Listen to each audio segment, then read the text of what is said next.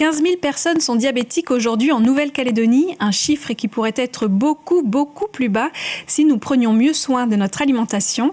On en parle tout de suite dans Ça vous parle. Bonsoir et bienvenue. Le diabète est une maladie qui ne se guérit pas, il faut apprendre à vivre avec, grâce notamment à de nouvelles habitudes alimentaires. On en parle avec nos invités. Stéphanie Honoré, diabétique depuis ses 14 ans. Vous nous raconterez comment s'organise votre quotidien avec cette maladie. À vos côtés, Cécile Brégéon, diététicienne au CSSR, le Centre de soins de suite et de réadaptation. Vous animez des ateliers destinés aux personnes diabétiques pour apprendre à mieux se nourrir. On profitera de vos bons conseils. En cours d'émission, nous passerons à la loupe la liste des 60 produits dont le prix a été récemment réglementé par le gouvernement pour lutter contre la vie chère. Une liste qui ne lutte pas vraiment contre le diabète, comme vous le verrez. Puis en fin d'émission, direction les cuisines du chef Alphonse Cochet. Il nous montrera comment faire des pickles de chouchoute, une recette anti-gaspillage à utiliser quand la récolte a été bonne.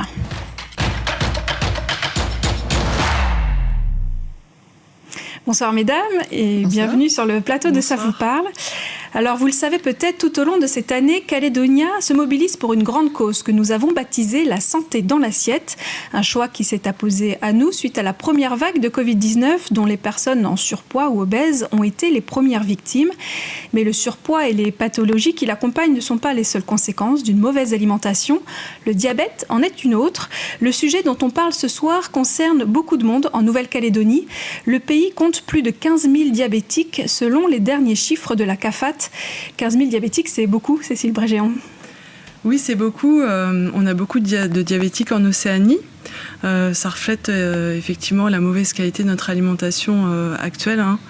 Et puis ça reflète aussi les chiffres du baromètre santé, où plus de 50% de la population calédonienne pense bien manger. 50%, donc la moitié ? Plus de la moitié, ouais.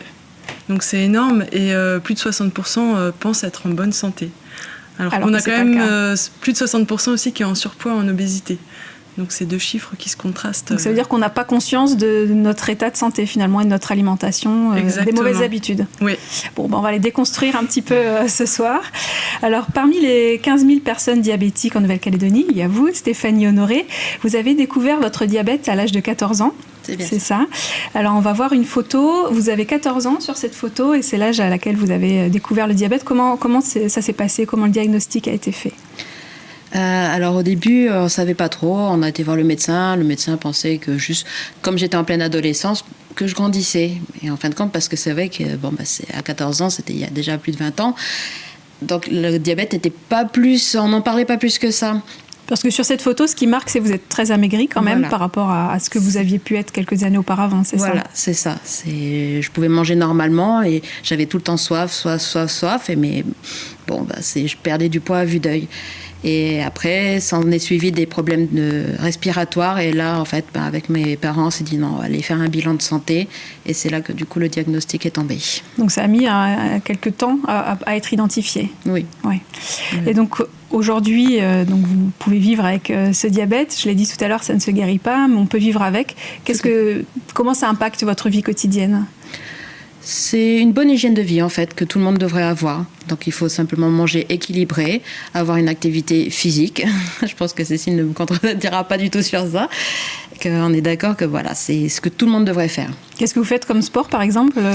Simplement de la marche. Parce qu'après, c'est sûr qu'il faut trouver le temps entre le travail, la vie de famille, la maison, tout ça. Ne serait-ce que de la marche pendant ne serait-ce que 45 minutes, déjà, ça fait beaucoup. Par jour ? Oui. Parce que c'est pas mal. Au mieux. Et vous suivez un traitement médicamenteux pour pouvoir gérer, comme on dit, le diabète ? Voilà, c'est ça.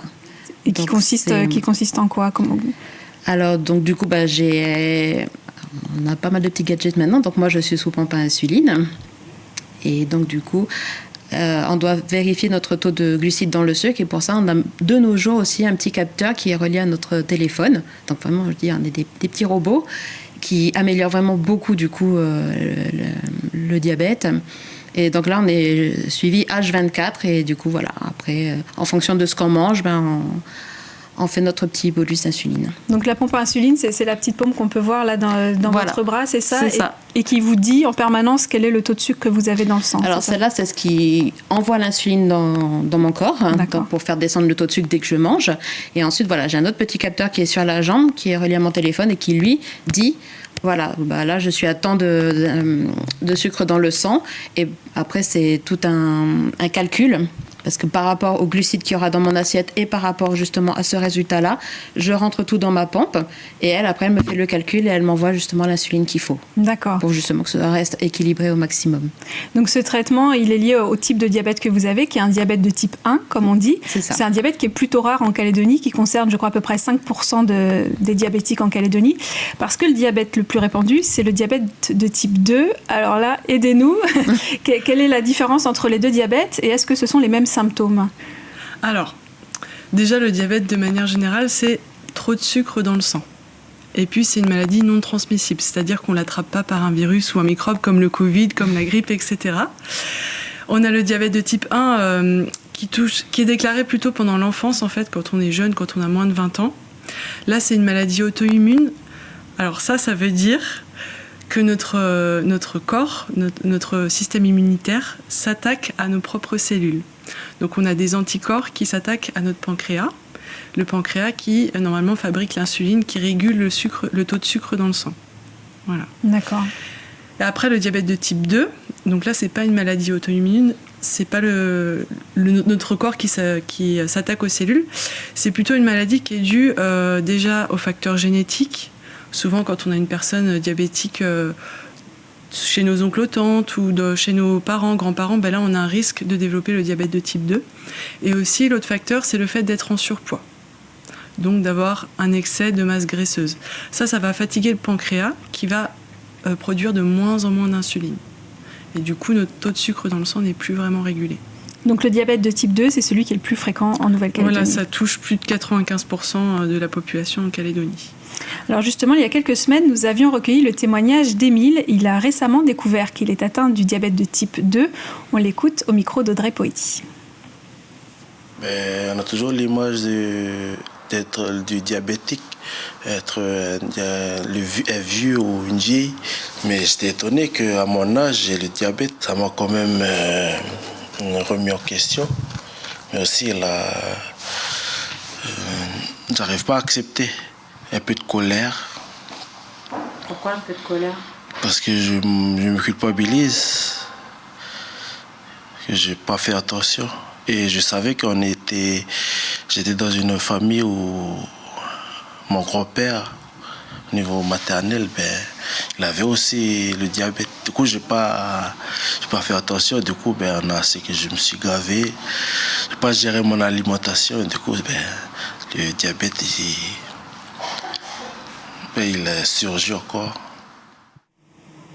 Alors dans le témoignage d'Émile, on comprend qu'il y a une prédisposition génétique, comme vous le disiez tout à l'heure, mais c'est son alimentation qui a été le déclencheur. C'est souvent le cas. C'est souvent comme ça que ça se passe ou... Oui, en fait, l'hygiène de vie en général, donc l'activité physique, le fait d'être sédentaire, dont on ne bouge pas assez ou voire pas du tout, et couplé à une mauvaise alimentation, pas de rythme alimentaire, on grignote toute la journée, on prend des produits très sucrés, très riches en calories, voilà. Et du coup, on prend du poids petit à petit au fur et à mesure de la vie. Parce qu'on peut avoir une prédisposition génétique et puis ne jamais déclencher la maladie si on a une bonne hygiène de vie.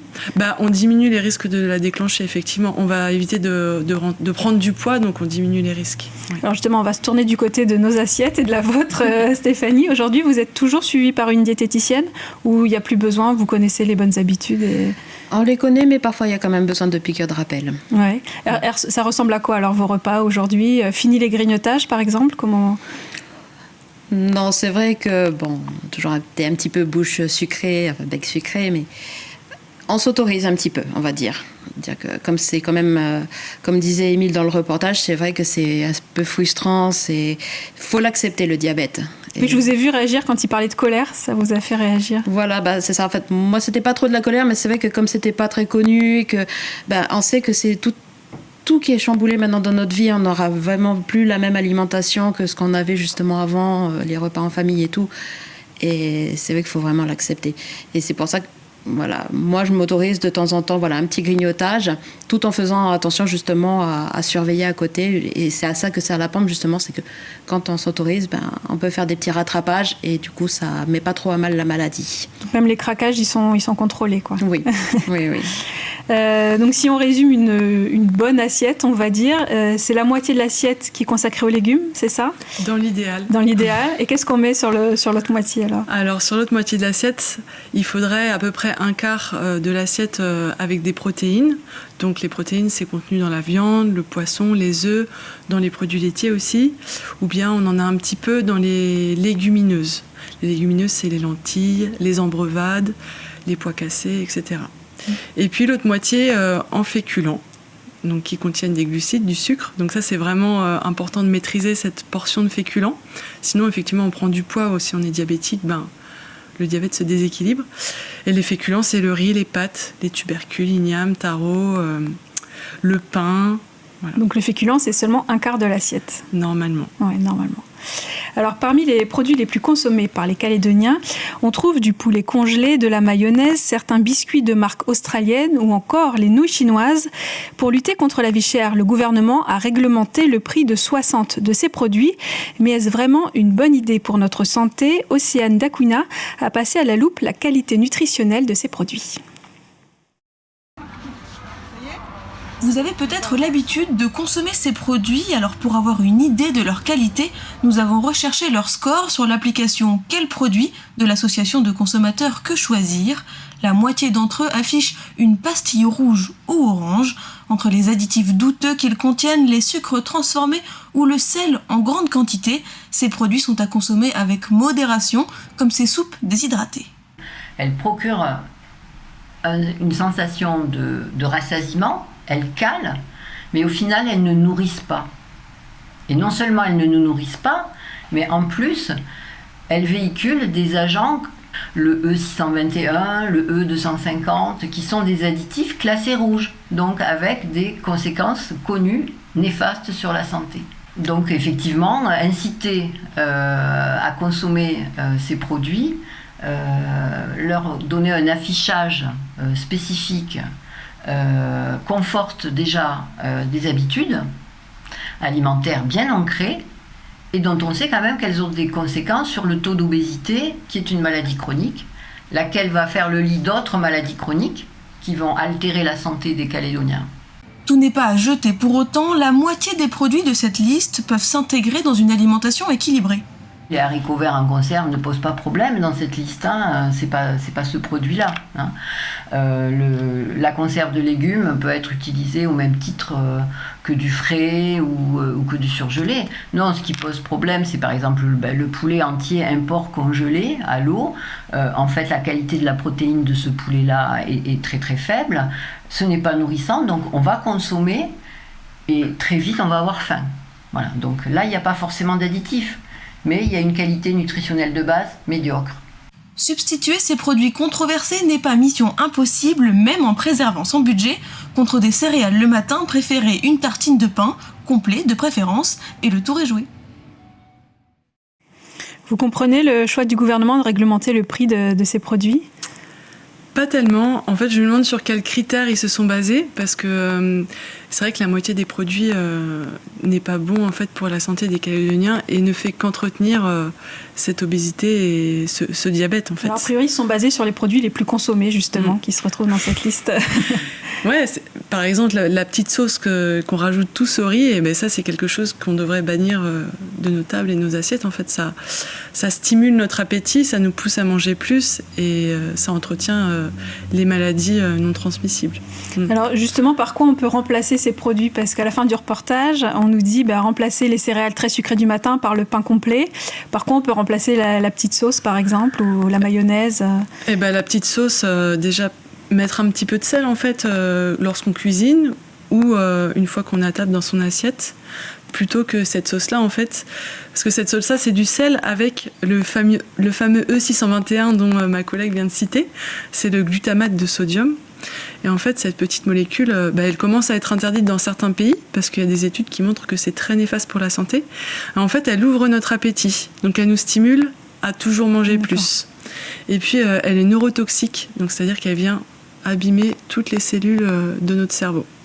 Et le poulet congelé, c'est vrai que c'est difficile de faire moins cher, ou les nouilles chinoises, par quoi on peut les... Alors le poulet congelé, il y a des sources de protéines qui sont peut-être un peu moins chères. Les œufs, par exemple,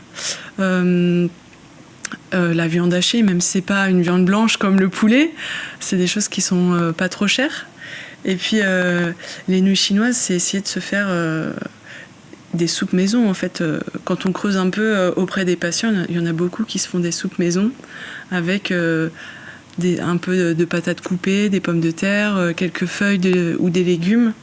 Et on peut les faire en grande quantité et les congeler si on peut pour garder lorsqu'on n'a pas le temps de cuisiner. Parce que c'est ça aussi, en fait, tous ces produits-là, ils sont très consommés parce qu'ils ne demandent pas de préparation. Donc ils sont très rapides à...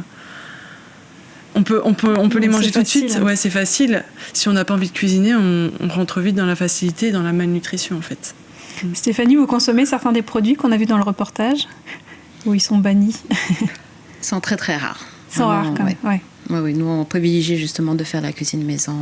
On essaye d'avoir une alimentation saine, autant moi que mon conjoint, justement pour avoir une meilleure santé. Alors c'est vrai qu'on ne se rend pas forcément compte qu'il y a du sucre, du sel ou du gras caché dans les aliments qu'on consomme. Pour nous aider à les démasquer, Cécile est venue avec les visuels que vous utilisez dans vos ateliers au CSSR où vous travaillez. On va regarder le premier visuel, celui sur les boissons sucrées. Est-ce que vous pouvez le commenter ?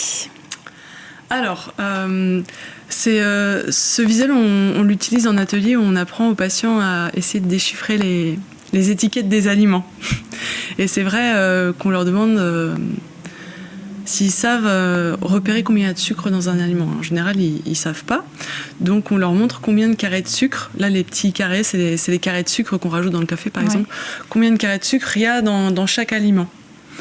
Il faut savoir que l'OMS, elle recommande... L'Organisation mondiale de la santé. Voilà, elle recommande de ne pas dépasser plus de 5 carrés par jour. Tout confondu, tout repas confondu. Voilà, okay. Exactement. 5 carrés, on y arrive vite. Sachant que ce sucre-là, on n'en a pas besoin pour vivre. C'est-à-dire que souvent j'entends « Ah mais moi je prends une boisson sucrée quand je vais au travail, que j'ai pas le temps de manger, quand j'ai un petit coup de mou, je prends une boisson sucrée pour me rebooster ». Ben non, l'énergie dont on a besoin, elle ne devrait pas venir de ce sucre-là. Ce sucre-là, c'est celui qui provoque le diabète et l'obésité. Alors il n'y a pas que les boissons sucrées qui sont sucrées, il y a aussi l'alcool. Ouais. Alors il y a certains alcools qui contiennent plus de sucre que d'autres. Donc la bière par exemple, les vins qui ont un goût un peu sucré, et puis les alcools forts, il y a très peu de sucre. Le problème, c'est que souvent, ces alcools forts, on ajoute des boissons sucrées. Et puis il faut savoir que les études montrent que l'abus d'alcool favorise l'apparition du diabète aussi. D'accord. Ouais. Alors on va passer au troisième visuel et on va voir que l'heure du goûter, c'est plein de pièges à éviter. Ouais, l'heure du goûter où souvent on prend des produits du magasin, ça va plus vite. Et bien en fait c'est très riche en sucre. Pas qu'en sucre, en fait là on voit qu'il y a des cuillères. Donc les cuillères, c'est les cuillères à soupe d'huile. À soupe ? Ouais, cuillères à soupe d'huile. Et les petites salières, ça équivaut à un sachet de sel qu'on a quand on va à la cantine par exemple. Donc même dans des biscuits sucrés, finalement, il y a pas mal de sel. Ouais, en fait, les industriels font des études pour savoir ce qui nous rend le plus accro. Et en fait, c'est un certain dosage en associant le sel, les graisses et le sucre, un certain dosage de tous ces ingrédients qui font qu'on est accro. Et il y a aussi, en plus du sel, du sucre et du gras, il y a aussi la texture. Si on associe quelque chose qui craque à du fondant, donc là par exemple on voit le bâtonnet de glace, et ben il y a le tour qui est craquant et ensuite il y a la glace qui est fondante, et ça notre cerveau il adore, il en redemande tout le temps. Ok. Alors on va regarder un dernier visuel plutôt du côté salé cette fois. On en a déjà un petit peu parlé tout à l'heure, de la petite sauce, de la soupe, etc. Mais il y a aussi du sucre finalement dans certains de ces produits. Oui, il y en a dans 3 d'entre eux, du sucre qu'on va classer dans la classe des féculents. Mais en fait, on se rend compte que c'est des féculents ultra transformés. C'est-à-dire que ils vont pas vraiment nous caler à long terme. Et puis, ils vont être très vite digérés. On va avoir tendance à en manger beaucoup. Donc pareil, là, on va apporter un excès de calories à notre corps. Et ça va favoriser la prise de poids et le diabète. Et puis aussi, en fait, c'est des calories vides. Des calories vides, ça veut dire que ça n'apporte rien d'intéressant pour la santé. Pas de vitamines, pas de minéraux comme le calcium, le magnésium, et pas de fibres. qui viennent nous rassasier. Stéphanie, vous le saviez qu'il y avait du sucre caché, du gras caché dans certains de ces aliments transformés? Justement, donc, en ayant vu une diététicienne, oui, c'est là qu'on s'en rend compte que vraiment, il faut faire très attention et que moi qui dois justement calculer toute mon assiette avec la part de sucre dedans, oui, c'est pour ça qu'on essaie de manger au maximum maintenant des produits frais plus que produits transformés. Oui, en préparant l'émission, vous me disiez que vous faites attention pour vous, mais aussi pour votre enfant. Vous êtes une jeune maman. Oui. Comment vous concevez l'alimentation de votre enfant? C'est quelque chose qui vous préoccupe? Oui, tout à fait. Justement, c'est pour ça qu'on s'est dit que on va au maximum, selon les produits frais qu'on pourra avoir en saison et tout ça, favoriser vraiment de lui faire des petits potagers maison plutôt que ce qu'on peut trouver dans le commerce. Justement, parce que les bonnes habitudes, ça se prend tôt. C'est-à-dire le goût du sucre, c'est quelque chose que si on goûte pas trop étant petit, on sera moins accro. Est-ce que ça marche comme ça ou pas forcément? Naturellement, on est attiré vers cette saveur sucrée parce que c'est le goût du lait maternel ou du lait des laits infantiles en fait. D'accord. Donc on est pas forcément accro, mais on est attiré vers cette saveur. Après, c'est sûr que moins on prend l'habitude d'en consommer plus jeune, plus c'est facile plus tard de pas trop en consommer. De toute façon, les bonnes habitudes alimentaires, ça se construit dès l'enfance. Donc avec les parents, l'école, etc. Alors dans le reportage de tout à l'heure, notre journaliste a utilisé une application baptisée Quel produit qui a été imaginée par l'UFC Que Choisir. Avec le téléphone, on scanne le code barre des produits et on découvre ainsi la valeur nutritionnelle des produits sans parcourir toute la petite liste sur la boîte. Est-ce que vous utilisez ce genre d'outil, vous, pour savoir? Ça m'arrive. Est-ce qu'il y a d'autres outils qui seraient bons de connaître pour justement... faire attention à notre alimentation, mais sans parcourir toutes les petites lignes Alors, je donne plusieurs conseils. En général, déjà, si on a une bonne vue et qu'on arrive à lire les étiquettes, parce que c'est pas toujours facile, ils sont malins, les industriels, les écrivent en tout petit. C'est parfois compliqué aussi de reconnaître de savoir les etc., à quoi ça correspond. Déjà, rien qu'en regardant les 3 premiers ingrédients, si on voit du sel, du sucre, du gras, on peut se dire que cet aliment, il est pas très bon pour la santé. Après, plus la liste, elle est longue, et moins on comprend les ingrédients, là c'est pareil, il faut dire que c'est un aliment qu'il faut qu'on consomme de manière occasionnelle. C'est pas un aliment qui est bon pour la santé. Et puis il y a d'autres applications qui sont intéressantes, comme l'application SIGA, S-I-G-A, qui est, je trouve, un peu plus complète que l'application dont vous parlez. En fait, l'application Que Choisir, elle est intéressante pour les additifs alimentaires. Là-dessus, elle est hyper complète. Mais par contre, elle prend en compte le Nutri-Score qui a ses limites. C'est-à-dire que le Nutri-Score ne prend pas en compte le degré de transformation d'un aliment. Par exemple, la margarine, la fameuse boîte ronde, elle est mieux notée qu'une plaquette de beurre. D'accord. Sur le Nutri-Score. Alors qu'elle est beaucoup plus transformée. Voilà. D'accord. Et qu'elle est moins bonne pour la santé que du beurre. Bon, SIGA, on a noté du coup. Voilà. Ok. Alors, je vous propose maintenant de regarder une recette de cuisine, puisqu'on a dit qu'il fallait cuisiner. C'est une recette de pickles de chouchoute, mais ça marche aussi avec la papaye, parce que les légumes, c'est pas forcément ennuyeux. Une recette d'Alphonse Cottier.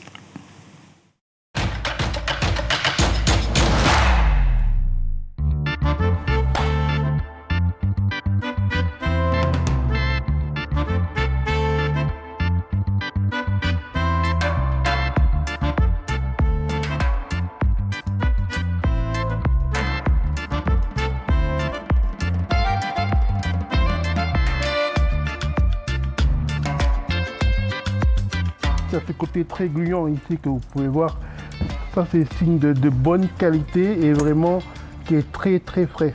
Donc n'ayez pas peur. Par contre ça colle après, il faut laver les mains bien sûr.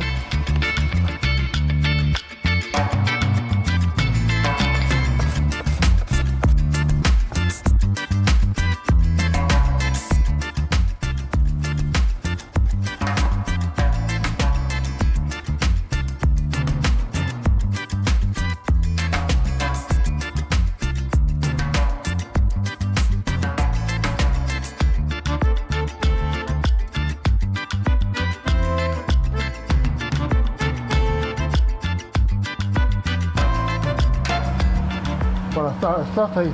Là, c'est première ébullition et hop. Là, première ébullition et hop, là, on coupe. Schlack.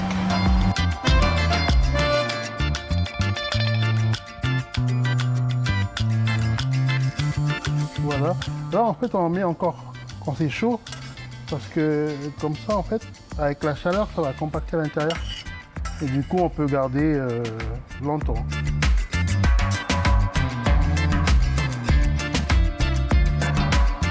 Voilà. Maintenant, vous savez, quand vous avez beaucoup de chouchoutes, papaye ou autre chose, tout simplement comme ça, vous conservez à la maison. Et dès que vous avez besoin, un dimanche avec des petits grillades, vous sortez ça, vous mangez avec, c'est super bon. Et c'est simple.